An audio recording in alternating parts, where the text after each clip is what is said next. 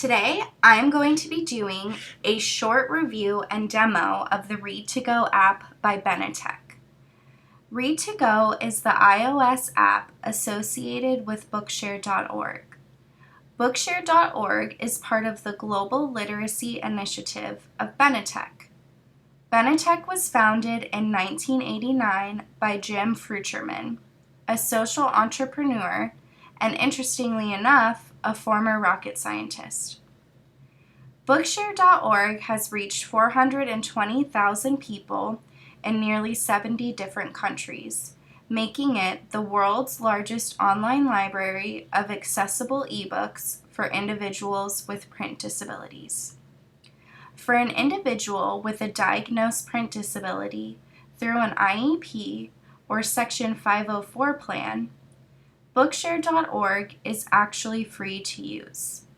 If an individual does not qualify under these conditions, it is a $50 a year fee to use Bookshare.org with a $25 initial startup fee. The Read2Go app is available only through the Apple App Store for $19.99.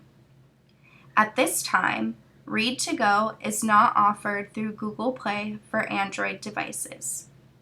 In my experience as an AT specialist, I can say that Read2Go is very commonly used among students with an AT accommodation. Even some students without print disabilities use Read2Go. It has several universal design features, making it great to use for all students. It meets the UD standards of flexibility in use, simple and intuitive design, perceptible information, tolerance for error, and low physical effort. Let's go over each of these elements and how they relate to both students with disabilities and those without.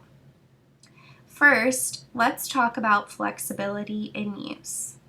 This means that the design will accommodate individuals with all kinds of preferences and abilities. This is important because Read2Go is a great tool to use for students that don't necessarily have a print disability.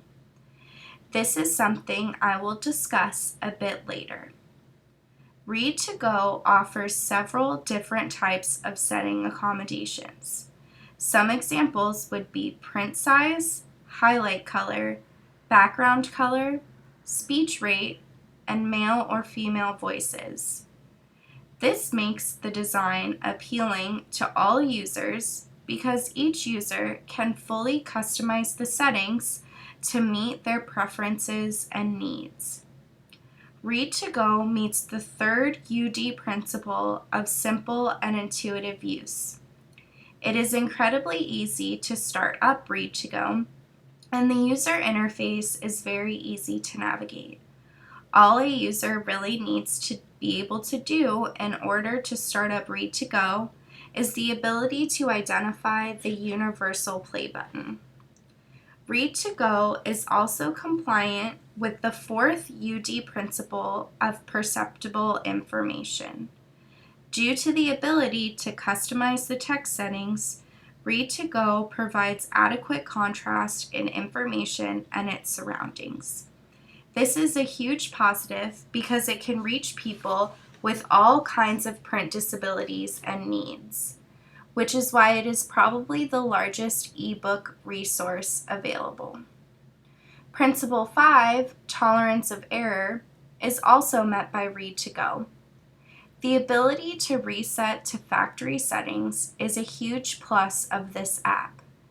It allows a user to modify their visual supports if their impairment is worsening or perhaps getting better. There are also verbal pop-up notifications when attempting to delete, download a book, or sign out of the app. Finally, low physical effort is also met by Read2Go. This was one of the first things I realized would be a huge benefit for students who might not have a print disability, but a mobility disability instead. Carrying around a mobile device with several ebooks loaded onto it is much easier than carrying around several textbooks, especially for students in wheelchairs who might need to turn themselves around to reach their backpacks without help. The basic function of Read2Go is to perform text-to-speech. Like I said before, the user can completely customize their settings to ensure the best personal performance of this text-to-speech software. There is little training required to start up Read2Go. I will show this a bit later in the demo portion of this video. One major downfall of Read2Go is that you must be connected to the internet to download books. Additionally, if a student has a hard time recognizing the book they are searching for, they would need help in choosing which one to download. Finally, the Remember Me feature of Read2Go is kind of faulty. You are often logged out of the app, which could be problematic if a student is on a license provided by their school. If they wish to download books and they have been logged out of the app, they would be at the mercy of whoever has those login credentials to come to them and download their desired books. In my opinion, Read2Go performs its design tasks. It is designed to provide text-to-speech access to books, and it does this flawlessly. There is next to no learning curve required to operate this app. The app is rarely updated, and when it needs to be, updating is very simple. Read2Go is a great app, and I would highly recommend it to any individual, regardless of their abilities. That is the review portion of this video, and now I will demonstrate some of the features I have discussed in the Read2Go app. Read2Go can be identified by the icon very easily, which is a book. When I start up the app, a welcome message is stated, which helps the user identify they have opened the correct app. Welcome to Read2Go. When I open up the app, my library of downloaded books is shown on the home screen. From here, I can simply tap on one of my already downloaded books to read it. Opening book. It tells me that it is opening the book, and it opens the book to the last page I was on, and it has highlighted the last phrase I was on. To play from that section, I press the play button on the bottom center toolbar. I have set it up to highlight each phrase and highlight each word as it is read to me.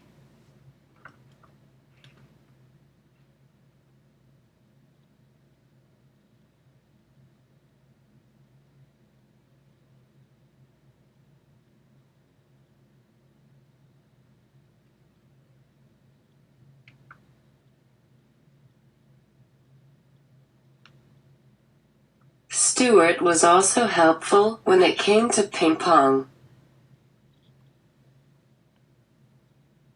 To jump to the next phrase, I press the fast forward button on the right side of the play button.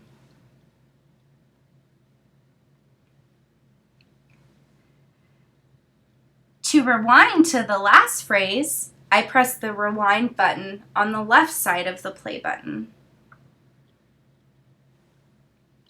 To jump to the next chapter, I press the double fast forward button in the bottom right corner.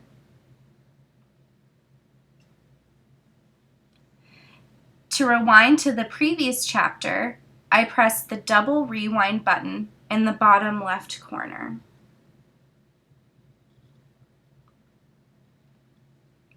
To view the chapters in a list, I press the navigation button in the top right corner. Navigation. Section. I can search by section, page, or bookmarks. Bookmark. To create a bookmark for a page, I press the bookmark button to the right of the navigation button. Set bookmark has been completed. When I return to my downloaded library and open this same book, it will have set the bookmark to the exact phrase I had selected. To change the setting for visual and audio, I select the cogwheel button in the far right corner. Settings. To navigate back to my home page, I press My Books in the top left corner. Bookshelf. To download a new book, I press Search Bookshare at the bottom toolbar. Search Bookshare. From there, I can search by ISBN number, ISBN search. author, Author search. title, Title search. and author or title search. Title and author search.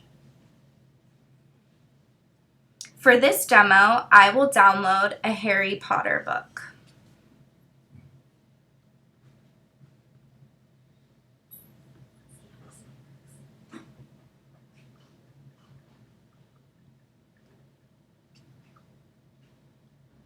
Results 1-1 of 243. It tells me the results of the search.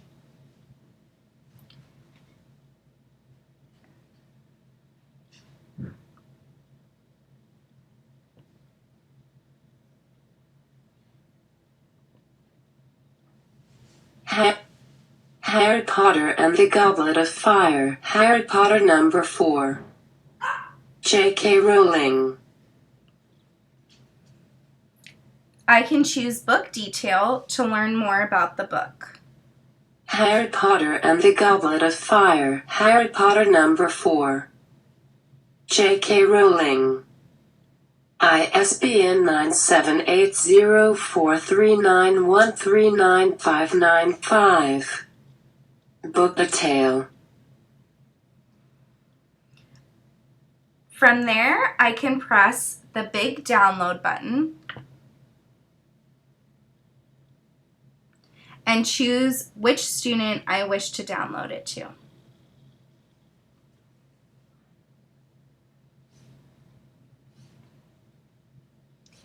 When the button turns green, I can begin to read the book.